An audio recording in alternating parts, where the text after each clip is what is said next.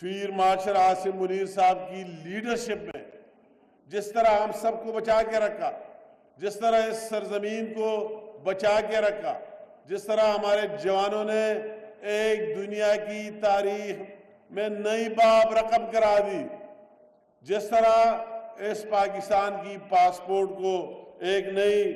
عزت مل گئی، وہ بھی ہمیں ہمیشہ یاد رکھنا چاہیے۔ اگر ہمارے ساتھ اس طرح دلیر افواج نہ ہوتے، واؤ ایئر فورس کے بریے اس طرح دلیر لیڈرشپ عاصم منیر صاحب کی طرح نہ ہوتے، اور پھر اس طرح پرائم منسٹر ڈیسیسو پاور والا شہباز شریف صاحب کے اس نے ایک منٹ کسی فیصلے میں کوتاہی نہیں کی، اور اس طرح ڈٹ کر کھڑے ہو کر، تو اگر یہ ملک نہ ہوتا تو پھر کیا ہوتا؟ کسی کا سیاست کدھر تھا، کسی کا تعلیم کدھر تھا، کسی کا اور چیز کدھر تھی؟ تو سب سے بڑی بات وہی ہے کہ وہی اللہ تعالیٰ کی فضل و کرم سے اس دن جس طرح دفاع کیا گیا، جس طرح پاکستان کو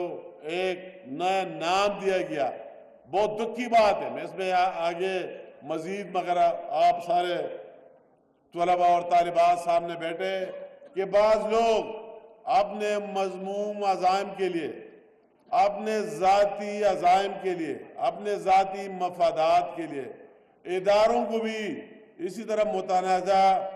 بنانے کی کوشش کر رہا ہے، اور خاص کر سوشل میڈیا میں۔ تو میرا آپ سب سے درخواست ہے کہ آپ وہی قومی ملکی مفادات کو مد نظر رکھتے ہوئے آپ سب کو اسی طرح لوگوں کو مسترد کر لینا چاہیے، اور کسی کو اگر وہی لوگ اس طرح ڈسکریج ہو جائے تو آگے مجھے بتا دیا جائے پھر کوئی دوسرا آپشن کیا ہے کہ آپ ہم سے 20 گنا بڑے دشمن کا مقابلہ کر کے اور یہ ثابت کر دیا کہ ہم یہ صلاحیت رکھتے، اور دوبارہ آپ سوچ ہی نہیں سکتے۔ تو یہ تمام محب وطن پاکستانیوں کو یہ احساس سے ریئلائز کر رہا ہے، اور انشاءاللہ تعالی کرتے رہیں گے۔ میں آپ کو یہ بھی کہ انشاءاللہ تعالی مستقبل بہتر ہوگا، اور ابھی ایک نئی حکومت جو کشمیر میں آئی ہے، بالکل ساتھ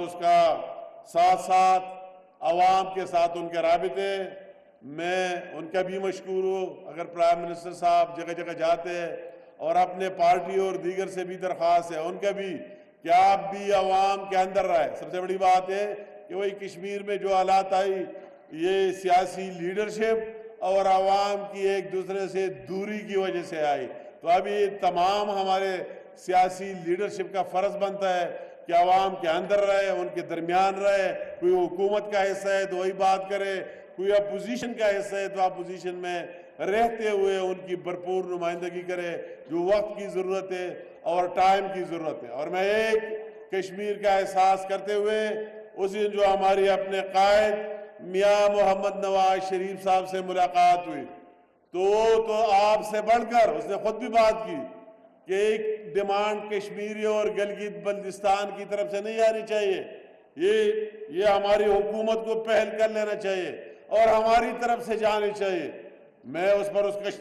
تہ دل سے شکریہ بھی ادا کرتا ہوں کہ وہی آپ کا ترجمان بن کر اور وہی ڈیمانڈ کر دیا کہ کشمیر کو اور گلگت بلتستان کو بالکل NFC میں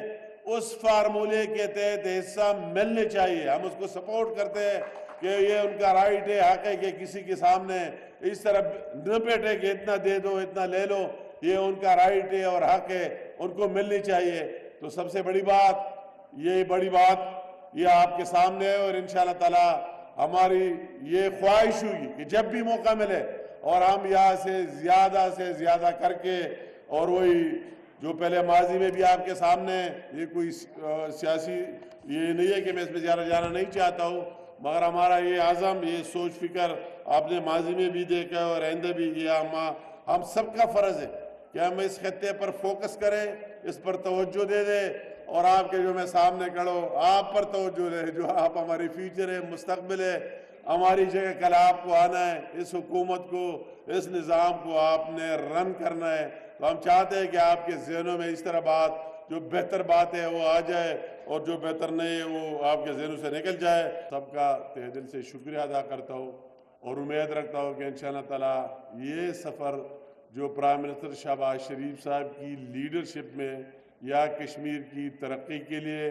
ڈیولپمنٹ کے لیے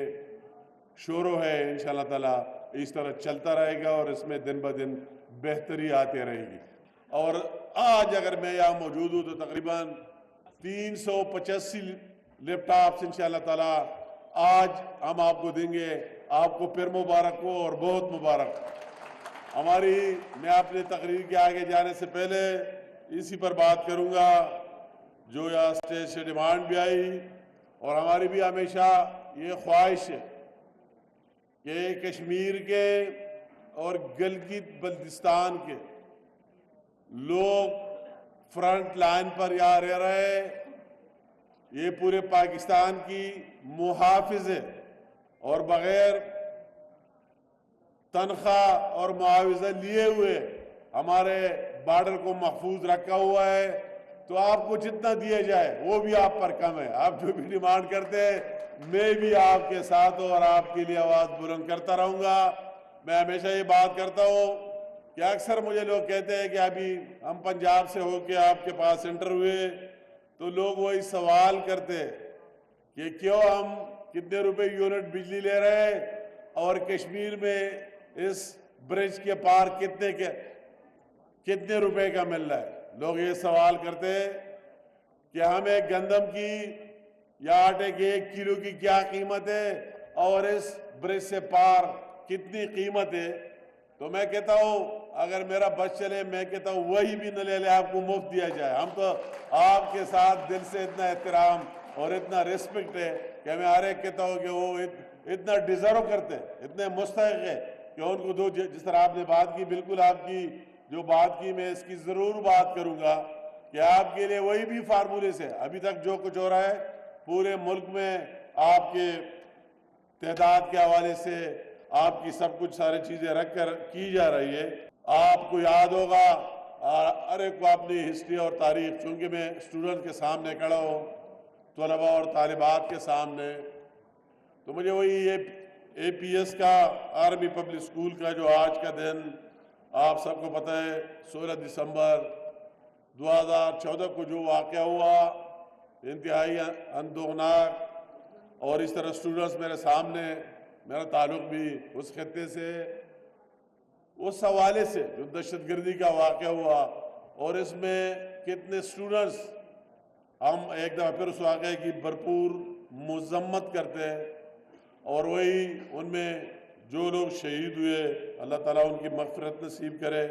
ان کے ورثاء کو صبر جمیل عطا فرمائے۔ اور اس دن کو سامنے رکھتے ہوئے ہمیں اسی پر بھی سوچ لینا چاہیے،